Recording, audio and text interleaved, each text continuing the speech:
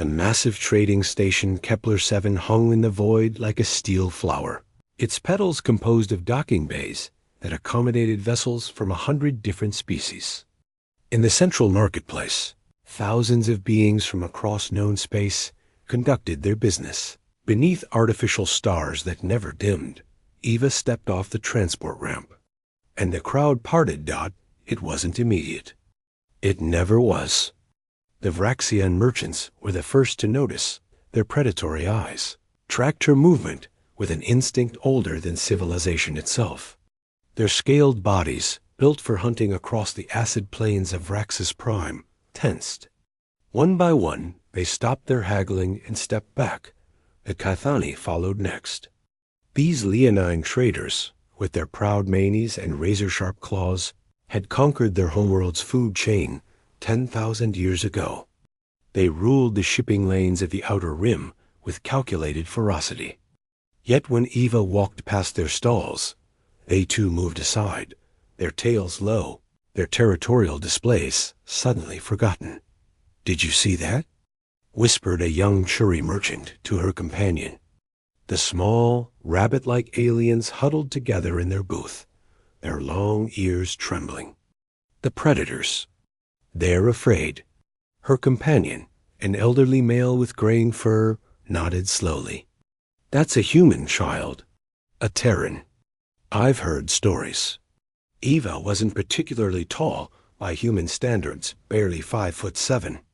She wore simple station clothes, a gray utility jacket, black pants, and warm boots that had walked across a dozen worlds.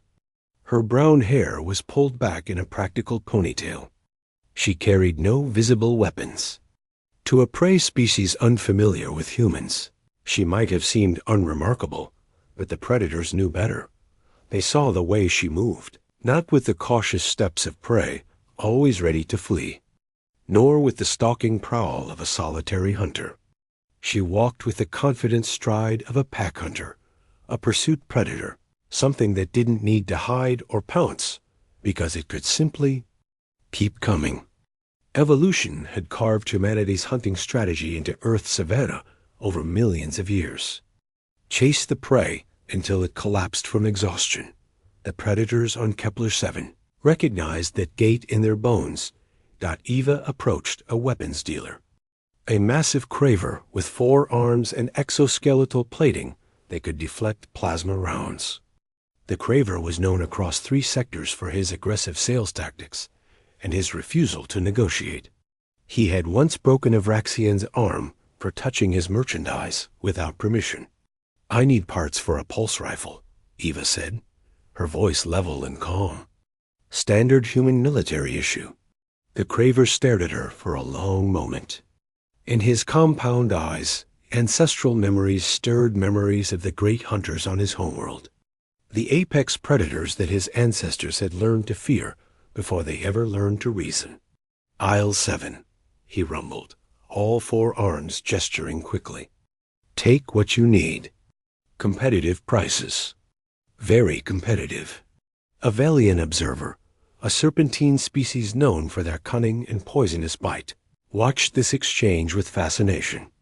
She slithered closer to her companion, a merchant from the same species. "Remarkable," she hissed softly. The craver actually backed down. "You don't understand," her companion replied, his forked tongue tasting the air nervously. "Humans aren't just predators. They're endurance predators.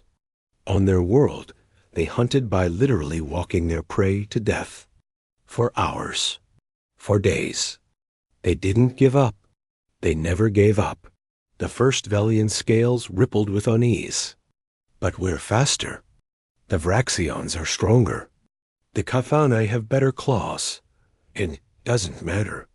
Humans threw rocks and sticks until they invented weapons that could kill from a kilometer away. They domesticated wolves, and made them into pets. They looked at every animal on their planet and decided which ones to eat, which ones to befriend, and which ones to make extinct." He paused, watching Eva disappear around a corner. They reached the top of their food chain so completely that they had to invent new challenges just to feel alive again. Across the marketplace, the pattern repeated itself. A gang of Threx pirates, their reputation built on violence and intimidation, saw Eva approaching and suddenly remembered they had business elsewhere. A Drachner enforcer, whose species had evolved from ambush predators with reflexes faster than thought, stepped aside without being asked. The prey species noticed, and they understood what the predators instinctively knew. In a corner cafe, a group of Churi families sat together, their children playing nearby. When Eva walked past, the children didn't flee. One small Churi, barely weaned, hopped directly into her path and looked up with curious, liquid eyes. Eva stopped, smiled gently, and knelt down. "Hey there, little one," she said softly. The child's mother tensed, ready to bolt, but something held her back. She watched as Eva carefully picked up her child and handed the kit back to her. "You have a beautiful family," Eva said. The mother's ears trembled, but she managed a reply. "Thank you, human." As Eva continued on her way, the elderly Churi from before spoke to his young companion. "Do you understand now? The predators fear her because they recognize what she is. But we prey species? We sense something else." "What?" the young merchant asked. "That humans chose to stop hunting us. That every predator on this station could kill us, given the chance." "But humans?" The old Churi's whiskers twitched thoughtfully. "Humans decided that some things are worth protecting instead of eating. That's not weakness. That's a choice that only the strongest predator can make." Eva reached the administrative sector where her contact waited, a Cathani trade official who needed escort through hostile territory. When she entered his office, the large feline rose from his desk, his mane immaculate, his posture attempting to project authority, but his eyes told a different story. They held the same ancient recognition that every predator on the station felt in her presence. "You're the human they recommended," he said, trying to keep his voice steady. Eva nodded. "I am. When do we leave?" The Cathani sat back down, suddenly exhausted by the effort of maintaining dominance in front of an apex predator. "Tomorrow at dawn. The route is dangerous. Pirates. Hostile territory." Ava's smile was small but genuine. It didn't show teeth. She didn't need to. "Then it's good you hired a human." As she left his office, the station continued its eternal business. But in her wake, predators gave space, and prey animals relaxed just a fraction.